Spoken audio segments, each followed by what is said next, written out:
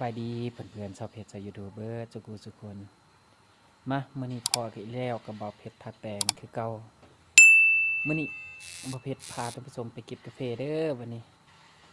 เลาะไปเก็บกาแฟบริษัทเนาะพี่น้องเมื่อนี้ครั้งแรกในการเก็บกาแฟบริษัทเนาะแต่กาแฟมากดกอยู่แต่ว่ามันบ่สุกเนาะดกดีหักแต่มันบ่แดงเนาะนี่เห็นบ่อยู่ในสวนตัวนี้นี่สวนบริษัทเขาอยู่ทางไปบ้านห้วยดำไม้เนาะตัวนี้เนาะกาแฟตัวนี้เนาะแต่กับตอนนี้นี่กาแฟบ่าวเพชรก็เก็บไปแล้วแน่เก็บแน่แล้วก็ยัดแน่แล้วก็นี่ตัวเก็บแล้วเบื้องนี้นะพี่น้องเอ้ยเห็นบ่ตอนนี้เราเก็บแล้วตอนนี้นี่ก็เลยว่าย่างเข้ามาแต่ตามเส้นทางเข้าไปหาทางก่อนแต่ในออกไปทางแหละเพราะว่าแบกกาแฟแน่กาแฟก็ได้บ่หลายดอกพี่น้องตัวบ่เผ็ดก็เก็บแน่หลายคนเก็บมานี่โป้มวนได้คือคืนหลายอันนี้เก็บตัวสุกเล่มเอาได้นี่เล่มเอาตัวสุ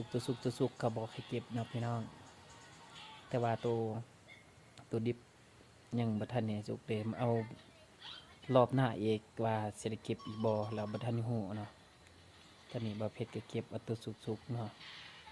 แต่ก็ย่างมาเพราะมากกระดกอีหลีแต่มันบ่สุกเด้อพี่น้องเอ้ยดกแท้ดกถึงมื้อนี้2 ตอนได้เก็บแล้วก็บ่ได้ซ้ำบ่คือหมู่ซ้ำเพราะว่าเก็บบ่ไหวอีกอย่างหนึ่งมากกับมันมากกับสุกบ่หลายพี่น้องเอ้ยก็เลยบ่ได้ซ้ำคือคนอื่นตอนนี้เห็นบ่อันนี้ก็ดกอีหลีรอเขียวอึ้งตึงมากนี่ก็ได้เต็มง่าอยู่ได้มากนี่เห็นบ่ตอนนี้นี่บ่เผ็ดย่างไป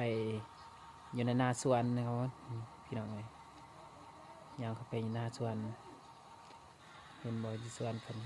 ตัดมาทางภาพเส้นทางเลิกแล้วพี่น้องเอ้ยติดโลแล้วก็เลยว่ารอท่าเก็บเงินรอท่าเอาเงินเนาะตอนนี้เนี่ยตอนอยู่นี่หลายคนก็รอท่าอยู่ตามทางคือกันเนาะพี่น้องตอนนี้ตอนค่ำๆเนาะพี่น้องเอ้ยก็ไม่ได้ค่ำในตอนนี้เนี่ยประมาณ3 โมงนี่แหละพี่น้องพอดี3 โมงเพราะว่าเขาบอกใครเลิกเด็กเพราะเขาบ่าวเพชรเองก็ติดก่อนหมู่แน่ก็เลยว่าเมื่อไวบางคนก็เมื่อค่ำเลยก็ติดแต่คนมันลายเนาะพี่น้องเห็นบ่หลายขนาดเลยนี่บางคนก็ทยอยล่างเข้ามาและพี่น้องเมื่อแบบบางคนก็ติดอยู่ถึงมาไหนบางคนก็ติดอยู่ทางอิงตามเขาจัดหลอกเก็บน้ำกันนี่แหละพี่น้องไงบ่าวเพชรเอาตอกไปตอนนี้นี่บ่าวเพชรกำลังเมื่อเนี่ยรอถาเมื่อแล้วพี่น้องมีแต่ถาเมื่อแล้วไปบางคนก็เมื่อก่อนแล้วตอนนี้นะบางคนก็เมื่อก่อนแล้วแต่ว่าคือบ่าวเพชรก็รอถารอถาดูก็ไปหักเงินเนาะกับเมียเนาะเห็นบ่พี่น้องแต่โอ้บรรยากาศตอนนี้นี่ดีหลายพี่น้องเลยบรรยากาศค่ำๆนี่อยากมืดๆเนี่ยน้อยนึงเอาคลิปนี้จบเพียงเท่านี้ก่อนพี่น้องพอกันคลิปต่อไป